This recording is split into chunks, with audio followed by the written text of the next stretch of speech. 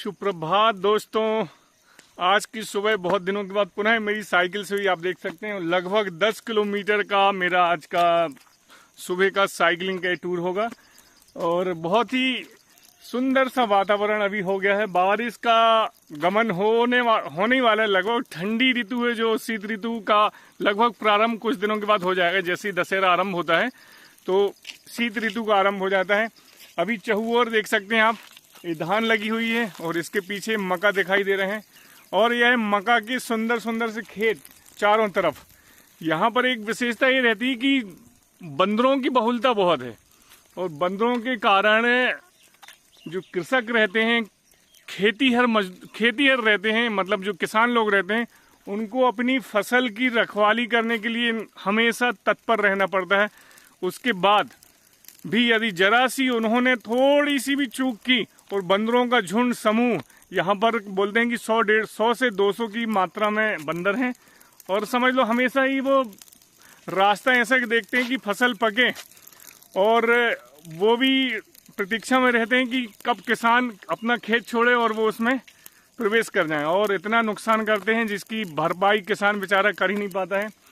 यहाँ पर एक हमारे आज मैं यहाँ से इस तरफ आज मेरा शुरू से बहुत दिनों से आने का मन था। बहुत दिनों के बाद मैं यहाँ पर आया और भुट्टे की फसल देख के मेरा मन हुआ कि भुट्टे खाए जाएं। मैंने यहाँ के जो कृषक हैं हमारे अजय के पापा, ये देखिए इसका नाम अजय है और इनके पापा इनका क्या नाम बेटा? विपत लाल मरावी से मैंने अनुरोध किया कि भाई मुझे थोड़ा सा आप भुट्टे का स्वाद दिलाइए, टेस्ट कराइए। तो ये देखिए भुट्टा एकदम फ्रेश इन्होंने तोड़ के लाए हैं। इतने शानदार भुट्टे हैं और इसको नेचुरल मतलब गैस में जो खाते हैं उसका स्वाद बिल्कुल ही मज़ा नहीं आता। लेकिन यहाँ पर लकड़ी ये जंगलों से थोड़ी बीन बांध के लाके यहाँ इसकी सिकाई करेंगे। इसको भूंजना बोलते हैं स्थानीय बोली में। इसको भूंजेंगे बढ़िया और फिर खाएंगे कुरकुरे, क्योंकि गैस में जो भुट्टा खाते हैं वह बिल्कुल भी स्वादिष्ट नहीं रहता है। और उसी की तैयारी यहाँ पर अजय भाई कर रहे हैं। देखिए आप, एक बार के अनुरोध में ही इन्होंने यह थोड़ी सी बढ़िया सुंदर सी व्यवस्था कर दी। यह गैस में खाने में बिल्कुल स्वाद नहीं आता, लेकिन यहाँ के सेके हुए जो भुट्टे रहते हैं अंगार के, उसका खाने का टेस्ट और एकदम जब खेत से आप देख सकते हैं, उनका खेत ही लगा है। यहाँ पर एक खेत दिखाई दे रहा है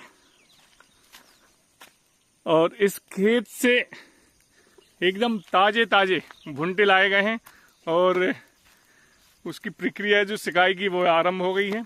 और सुंदर सी सुबह में आज भुट्टे का नाश्ता होगा एकदम प्राकृतिक परिवेश में। आप देख सकते हैं चारों तरफ एकदम हरियाली, कच्ची सड़क है देखिए। और मेरी ये साइकिल जिससे आज मेरी सुबह की साइकिलिंग हुई है, लगभग 7 बजने वाले हैं। आज एक नया अनुभव जीवन का कि खेत के पास में ही इसका जो स्वाद है कैसा रहता है।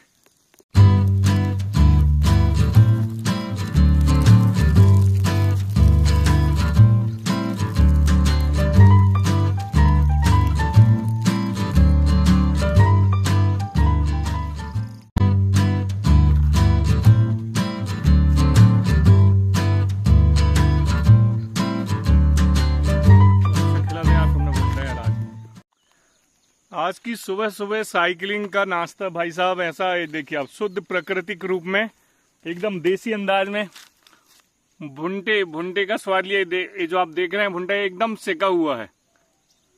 यहाँ पर आग जलाई गई।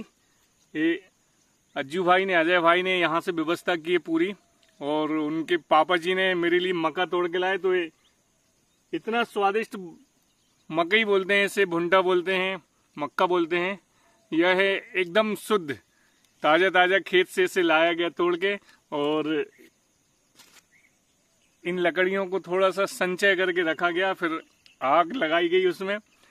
तदुपरांत उस भुट्टे का स्वाद लिया गया जो कि बहुत ही बेजोड़ था, अविश्वसनीय था।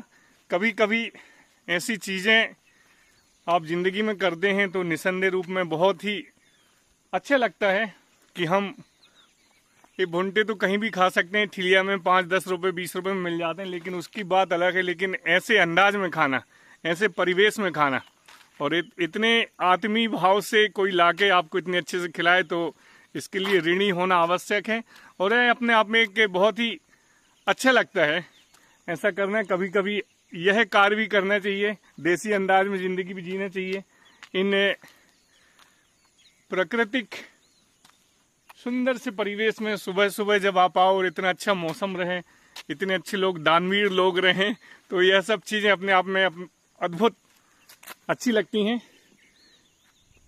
इनका काम प्रतिदिन खेतों में रखवाली करना है, क्योंकि यहाँ पर बंदरों की संख्या बहुत ज्यादा है। दैनिक काम इनका जब तक हो गया, जब तक कि यह फसल कट के पूर्ण रूपेण से घर न पहुंच जाए, जब तक इनकी ड्यूटी प्रतिदिन की यही होगी कि इन खेतों को सुरक्षा देने के लिए यह अपने दिन भर का परिश्रम करते हैं। वह अपने जो मवेशी हैं उनको यहाँ लाके चरने के लिए छोड़ देते हैं और अपनी फसलों की रक्षा करते हैं यहाँ पर बैठ के उन बंदरों से, जिससे कि देखिए बंदरों से वह रक्षा तो कर लेते हैं लेकिन पक्षियों से नहीं कर पाते, क्योंकि कहाँ कहाँ बचाएंगे। यहाँ आते हैं तो फिर मिट्ठू बैठे हैं, मिट्ठुओं की आवाज आ रही है, वो सागौन का वृक्ष है, वहां पर मिट्ठू आ जाते हैं। लेकिन इन सब परेशानियों के बाद दाना सुरक्षित घर पहुंच जाए तो भी उनको बहुत सुकून मिलता है। चाहे बंदर खा लें थोड़ी बहुत पक्षी उनका सेवन कर लें थोड़ा सा, लेकिन तो भी इन सब के बावजूद यदि वह दाना इनके घर पहुंच जाए तो भी उनको बहुत सुकून मिलता है। यह समस्त कृषक की समझ लीजिए मजबूरी है और उदारता है कि उसके बावजूद भी वह जो भी मिलता है खुश होना पड़ता है उसको, कि कुछ दूसरे रास्ता नहीं है। प्रकृति अपना रूप ले लेती है, कभी आपदा में, कभी ओले में, कभी अन्न पानी ना गिरने के कारण। इन सब के बावजूद भी यदि फसल घर में पहुंच जाए तो किसान हमेशा खुश ही रहता है। आज की सुबह इस सुंदर सी जगह में हुई। चलिए बने रहिए आप मेरे साथ, फिर मिलते हैं आपको किसी दिन सुंदर सी जगह के साथ। तब तक के लिए आप सभी को सादर जय जैन, वंदे मातरम, जय श्री राम।